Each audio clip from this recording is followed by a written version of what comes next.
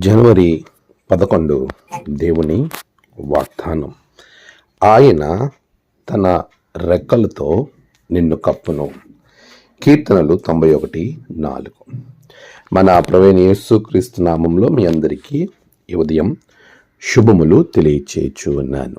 ప్రియులారా, దేవుని మహాకృపలో మనము సంతోషంగా ఆనందంగా ఉండడానికి దేవాతి దేవుడు మనకు అనుగ్రహించిన మరొక నూతన దినమును బట్టి ఆ దేవునికి నేను కృతజ్ఞతాస్తుతులు చెల్లించుచూ ఉన్నాను. ప్రియులారా, ఎలా ఉన్నారు? క్షేమంగా ఉన్నారా? ప్రభు యొక్క మహాకృపలో మనం క్షేమంగా సంతోషంగా గడపటానికి దేవుడిస్తున్న ఈ మంచి దినములను బట్టి ప్రభుకి మనము స్తుతులు చెల్లించబద్దులమే ఉన్నాం.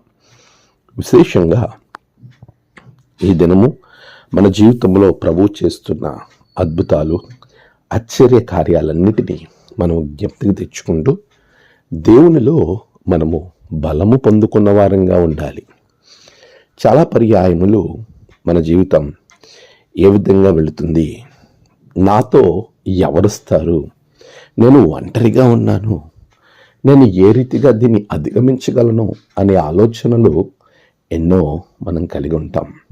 కానీ ప్రభు మనతో మాట్లాడుతున్న విషయం ఏంటో తెలుసా? నీకు నేను తోడుగా ఉంటాను, నీకు నేను అభయాన్నిస్తున్నాను, నా రెక్కలతో నిన్ను కప్పుతాను.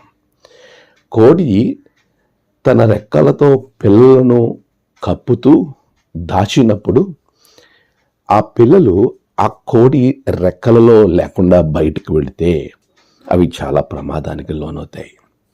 ఇశ్రాయేల్ ప్రజలు అదే రీతిగా బయటికి వెళ్ళిపోయారు. ప్రభు తన రెక్కలతో కప్పుతూ వస్తూ ఉన్నాడు, కానీ వారు దేవుని యొక్క రెక్కల చాటున ఉండకుండా బయటికి వెళ్ళారు.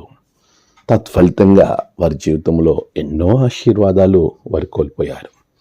పిల్లరా, ఈ ఉదయం దేవుడు తన రెక్కలతో కప్పుతాను అని వాగ్దానం చేశాడు. చాలా మంచిది.